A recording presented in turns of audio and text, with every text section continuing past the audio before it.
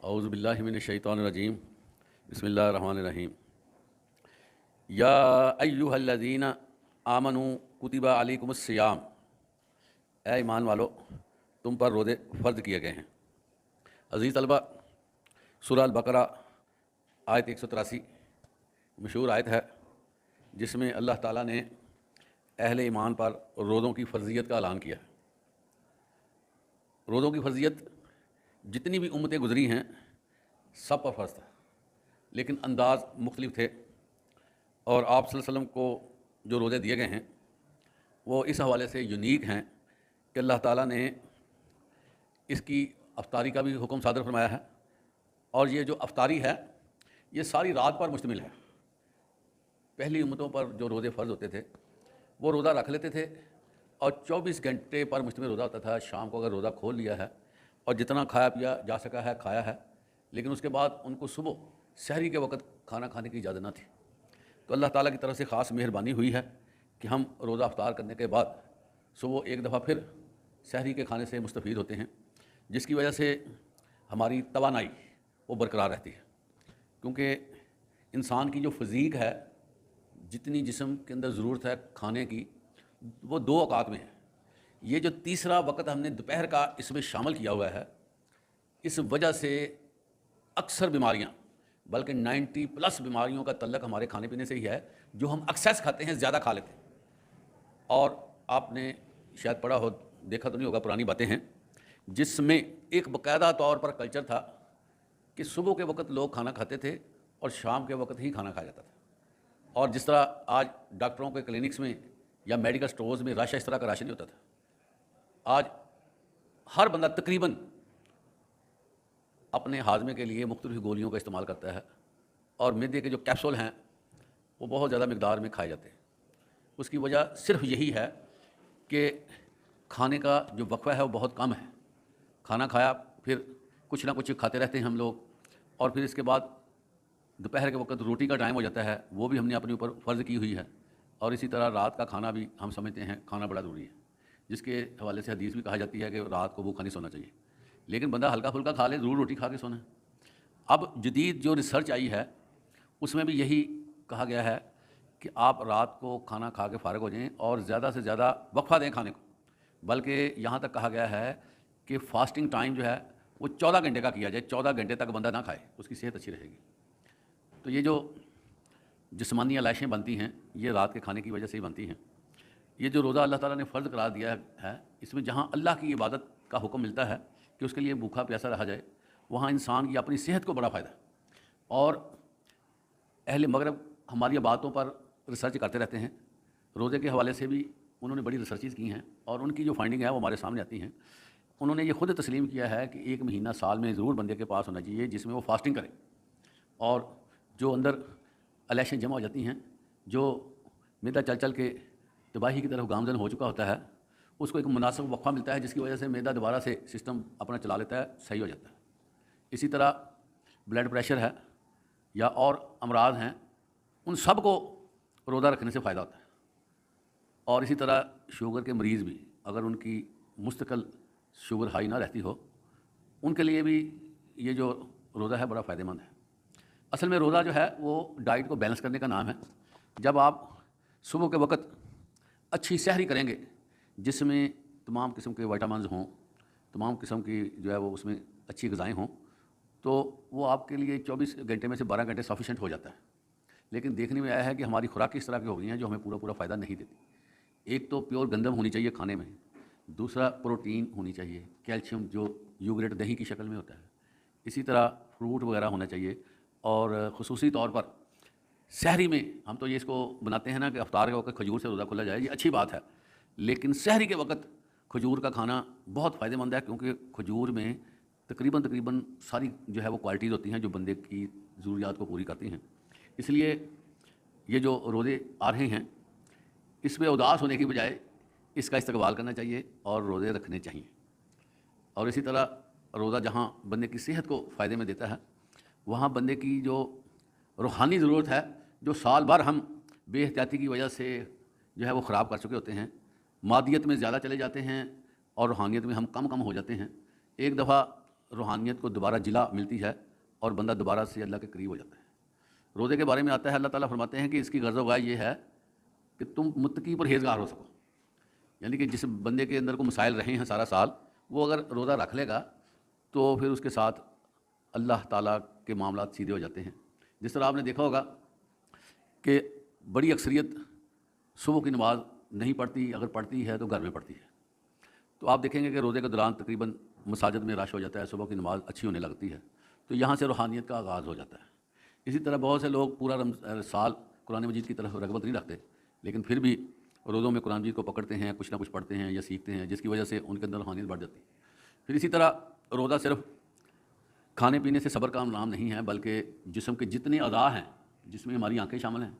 ہمارے کان شامل ہیں، ہمارے ہاتھ شامل ہیں، ہمارا دماغ شامل ہے، ہمارا دل شامل ہے، ہمارے پاؤں شامل ہیں، سب کا روزہ ہے۔ اگر کوئی بندہ روزہ رکھنے کے بعد فحشا گانے سنتا ہے، آنکھوں سے بے حیائی دیکھتا ہے، منہ سے گندی باتیں کرتا ہے، پاؤں سے غلط جگہوں پہ جاتا ہے، تو حدیث میں آتا ہے کہ اللہ کو اس کے بھوکے پیسے رہنے کا کوئی فائدہ نہیں ہے، وہ اپنا روزہ اپنے پاس رکھے۔ روزہ کیا ہے؟ پورے جسم کو ایک لائن اپ کر دینا کہ نہیں، اب میں نے غلط باتیں چھوڑنی ہیں اور اپنے آپ کو دنیاوی علیشوں سے محفوظ کرنا ہے۔ اس لیے روزہ کے تقاضے ہیں کہ بندہ یکسر اپنے اندر تبدیلی پیدا کرے۔ چاہے جا کے بندہ سوچے کہ میں نے اب روزہ رکھ لیا ہے، چلو 3 گھنٹے کی فلم ہی دیکھ لیتے ہیں،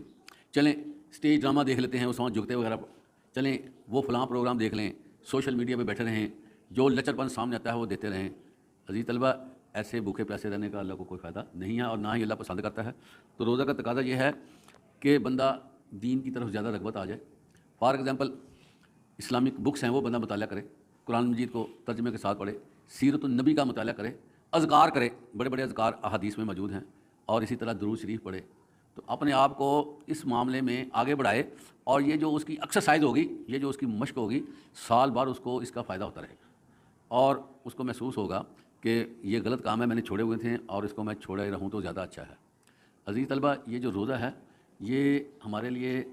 بہت زیادہ فائدہ مند ہے، کیونکہ اللہ تعالیٰ نے قیامت کے دن روزے کو زبان عطا فرما دینی ہے۔ تو جو بندہ روزہ رکھ کر اس کے آداب مد نظر رکھ کر ٹائم گزارتا ہوگا، قیامت کے دن روزہ اللہ سے ریکویسٹ کرے گا کہ یا باری تعالیٰ، جب رمضان کا مہینہ شروع ہوا اس نے بڑے ہی اچھے انداز سے مجھے ویلکم کیا اور میرا پورا خیال رکھا، اے اللہ اس کو معاف کر دے۔ اللہ تعالیٰ اس کی سفارش کو، شفاعت کو رد نہیں کریں گے، بلکہ اس بندے کو معاف کر دیا جائے گا۔ پھر عزیز طلبہ، اس سے اگلا مرحلہ بھی بڑا پیارا ہے، دلکش ہے، کہ اللہ تعالیٰ نے جنت کے 8 دروازے بنائے ہیں، اس میں سے ایک دروازے کا نام ہے باب الریان، روزے کا دروازہ۔ تو جو بندہ روزہ رکھتا رہا ہوگا، قیامت کے دن اس دروازے سے بائی نیم اس کو آوازیں پڑیں گی کہ تم اس دروازے سے گزر جاؤ۔ اب دیکھیں انسان کی خوش قسمتی کی انتہا کہ پہلے روزے نے سفارش کی، اور بعد میں روزے کا جو دروازہ ہے وہ دعوت دے رہا ہے کہ تم میرے یہاں سے جنت میں گزر جاؤ۔ اور اسی طرح روزہ دار اللہ کو پسند بڑا ہے۔ حدیث میں آتا ہے الصوم لی وانا اجزی بھی، اللہ فرماتے ہیں روزہ میرے لیے ہے اور میں ہی اس کی جزا دوں گا۔ اب عزیز طلبہ، جو بندہ روزہ رکھتا ہے نا، تو فرشتوں کو آرڈر ہے ہر نیکی نوٹ کرو، کرامن کاتبین، دائیں کندھے کا جو فرشتہ ہے وہ اس کو نوٹ کرنے کی کوشش کرتا ہے، لیکن اس کو یہ سمجھ نہیں آتی کہ میں اس کے بارے میں کیا ثواب لکھوں۔ وہ اللہ سے رجوع کر لیتا ہے کہ یا باری تعالیٰ، اس بندے نے بڑے اخلاص سے، محبت سے تیری رضا کے لیے روزہ رکھا ہے، اب میں اس کا کیا اجر لکھ دوں۔ اللہ فرماتے ہیں اے میرے فرشتے، یہ جو روزہ ہے یہ بندے نے خالص میرے لیے رکھا ہے اور اس میں میری ہی رضا حاصل کرنا مقصود تھی، تم صرف یہ لکھ دو کہ اس نے روزہ رکھا ہے، میں خود اس کی جزا دے دوں گا، تم سے وہ جزا لکھی نہیں جانی جو میں نے دینی۔ اتنی اللہ کو یہ عبادت پسند ہے۔ اب انسان صبح سے کھانا کھا لیتا ہے، پھر کیا ہے، وہ کچھ نہیں کھاتا، اس کا معدہ جو ہے وہ آہستہ آہستہ خالی ہونا شروع ہو جاتا ہے۔ روزہ جب ختم ہونے لگتا ہے تو اس کے معدے سے کچھ سمیل آتی ہے، جس کو ہم پنجابی میں ہواڑ کہتے ہیں۔ وہ جو سمیل ہوتی ہے، ہوا ہوتی ہے، ہواڑ ہوتی ہے، اس میں تھوڑی سی بدبو پائی جاتی ہے، سمیل اس کی اچھی نہیں ہوتی۔ لیکن دنیا میں ہم اس کو کہیں گے کہ یہ ہواڑ ہے، اس کی سمیل اچھی نہیں ہے، لیکن اللہ تعالیٰ فرماتے ہیں کہ روزے دار کے منہ سے نکلنے والی سمیل مجھے کستوری کی خوشبو سے بھی زیادہ اچھی ہے۔ اندازہ لگائیں آپ۔ پھر عزیز طلبہ، جو بندہ روزہ رکھ لیتا ہے، سارا دن انتظار کرتا ہے، نمازیں پڑھتا ہے، اپنے آپ کو محفوظ رکھنے کی کوشش کرتا ہے، اللہ تعالیٰ روزے کے وقت جو بندہ دعا مانگتا ہے قبول کر لیتے ہیں۔ خصوصی اللہ تعالیٰ توجہ فرماتے ہیں جو بندہ افطار کے وقت دعا کرتا ہے۔ ہم میں سے بہت سے لوگ ایسے بھی ہیں جن کو پتہ نہیں چلتا روزہ افطار ہو گیا ہے، وہ بتایا تھا کہ روزہ افطار ہے، روزہ کھول لو، ان کو یہ نہیں پتہ کہ روزے سے چند منٹ پہلے کتنے قیمتی ہوتے ہیں جو اس کو چاہیے کہ وہ جو ہے نا دعا اللہ سے مانگے۔ اسی طرح عزیز طلبہ، روزے کا کتنا فائدہ ہے کہ عام دنوں میں بندہ نفل پڑھتا ہے، اس کو نفلوں کا ثواب ہوتا ہے، لیکن رمضان میں جو بندہ نفل پڑھتا ہے اللہ تعالیٰ اس کو فرضوں کے برابر ثواب دے دیتے ہیں، اور جو فرض ہیں اس کو 70 گنا آگے لے جاتے ہیں۔ جو ہم نیکی کریں گے عام دنوں کی نسبت کئی گنا زیادہ اس نیکی کا ثواب ہو جاتا ہے۔ اس لیے آپ صلی اللہ علیہ وسلم کیا کرتے تھے پتہ آپ کو؟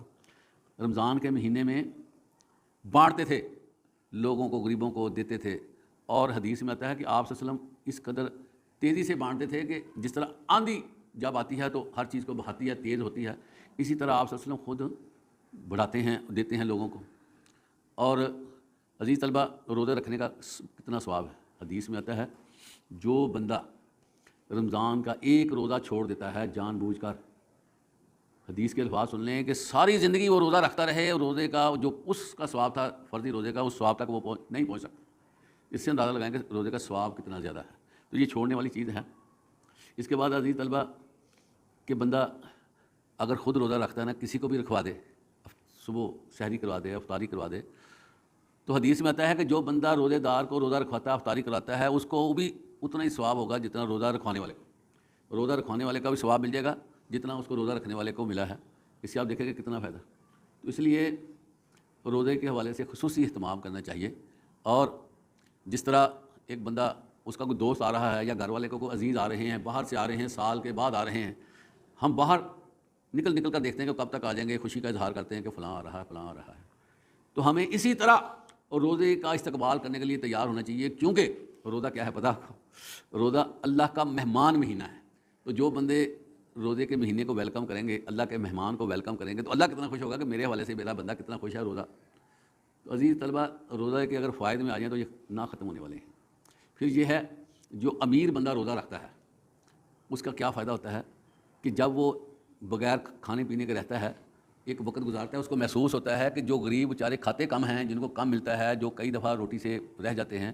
ان کے پیٹ میں کیا ہوتا ہوگا، میں تو یہ صرف رمضان کے مہینے میں ہی ہوں، تو وہ سارا سال جن کے پاس کھانے پینے کا مسئلہ ہے، پھر اس کو ان غریبوں کے ساتھ ہمدردی ہوتی ہے، پھر وہ کہتا ہے کہ لوگوں کو کھلانا چاہیے، لوگوں کی ضروریات کا خیال رکھنا چاہیے۔ اس سے پھر بندے کے اندر نرمی پیدا ہو جاتی ہے، پھر بندہ جو ہے وہ دوسروں کے ساتھ ہمدردی کا اظہار کرتا ہے۔ اس لیے عزیز طلبہ، روزہ جو ہے یہ عام عبادات سے بڑی مختلف ہے۔ اب ہم نمازیں پڑھتے ہیں عزیز طلبہ، ہمارے دل میں خیال آ سکتا ہے کہ لوگ کہیں نمازی ہے، یا لوگ کہیں گے بڑے بڑے لمبے سجدے کرتا ہے، رکوع کرتا ہے، قیام کرتا ہے، یہ کچھ دل کی میں آ جاتا ہے، یا بندہ خود ہی کہتا ہے کہ لوگ مجھے نمازی سمجھیں، یا بندہ حج کرنے جاتا ہے کہتا ہے اتنے حج کیے ہیں۔ تو حدیث میں آتا ہے کہ یہ جو روزے کی عبادت ہے نا، اس میں ریاکاری نہیں ہے۔ وہ کیسے ریاکاری نہیں ہے؟ روزہ سامنے سے نظر نہیں آتا، بلکہ کیا ہے، روزہ ہم رکھ لیتے ہیں، ہم چاہیں تو فریج میں سے کوئی چیز اٹھا کے کھا لیں، سائڈ پہ ہو کے پی لیں، اس میں صرف ہمیں کس چیز کا خیال ہوتا ہے کہ اللہ ہمیں دیکھ رہا ہے، اور یہ پھر اللہ کے ساتھ کنیکشن بنتا ہے، پھر بندہ سوچتا ہے کہ اللہ مجھے دیکھتا ہے، پھر اللہ سے محبت بڑھتی ہے، پھر بندہ جو ہے اس کے اندر دوسری ریاکاری بھی جو ہوتی ہے وہ نکل جاتی ہے، اور اس طرح روزے سے بندہ دنیاوی جو علیشے ہیں اس سے نکلتا ہے، اور اپنے عمل کو اللہ کے لیے خاص کر دیتا ہے کہ میں اللہ کے لیے عمل کروں گا تو مجھے فائدہ ہوگا۔ اب دیکھیں نا، عام طور پر انسان جو ہے اس کو یہ پتہ ہوتا ہے کہ اللہ مجھے دیکھ رہا ہے، اللہ میری طرف توجہ رکھتا ہے، لیکن جب بندہ روزہ رکھ لیتا ہے اس وقت کیا ہوتا ہے کہ جب وہ کولی کرتا ہے نا، اس کو خطرہ ہوتا ہے کہ کہیں میرا ایک قطرہ بھی اندر نہ چلا جائے، حالانکہ اس قطرے کو کون جانتا ہے؟ اللہ جانتا ہے۔ اس کے دماغ میں ہوتا ہے اگر میرے سے ایک قطرہ آگے چلا گیا نا تو اللہ کو پتہ چل جانا ہے یہ گلے سے ایک قطرہ آگے بڑھا ہے، جس کی وجہ سے پھر وہ اس چیز سے بچتا ہے کہ میں کولی تھوڑی کروں، پانی کو اوپر نہ کروں، ناک میں پانی ڈالنے سے بچتا ہے کہیں ناک سے اور مزید آگے نہ چلا جائے۔ اس حوالے سے روزے کے اندر بڑی ہمہ گیر خصوصیات ہیں، اور اس کی صحت سے لے کر اس کی روحانیت تک سب کی آبجاری کرتا ہے روزہ، اور غریبوں کو بھی بہت کچھ کھانے پینے کو مل جاتا ہے۔ آپ کو پتہ ہے دیگیں وغیرہ پکتی ہیں، اور اسی طرح مساجد میں روزے افطار کرائے جاتے ہیں، تو یہ ایک بہانہ ہوتا ہے جس میں لوگوں کو کھلا پلا دیا جاتا ہے۔ اسی طرح روزے کے مہینے میں ہی لوگ زیادہ زکوٰۃ بھی نکالتے ہیں، جس کی وجہ سے غریبوں کو کھانے پینے کے علاوہ ان کی مالی مدد بھی ہو جاتی ہے۔ تو اللہ تعالیٰ ہمیں اس رمضان کا بھرپور استقبال کرنے کی توفیق عطا فرمائے، اور روزے کی جو ریکوائرمنٹ ہے اس کے مطابق ہمیں اللہ تعالیٰ روزہ رکھنے کی توفیق عطا فرمائے۔ وآخر دعوانا الحمدللہ رب العالمین۔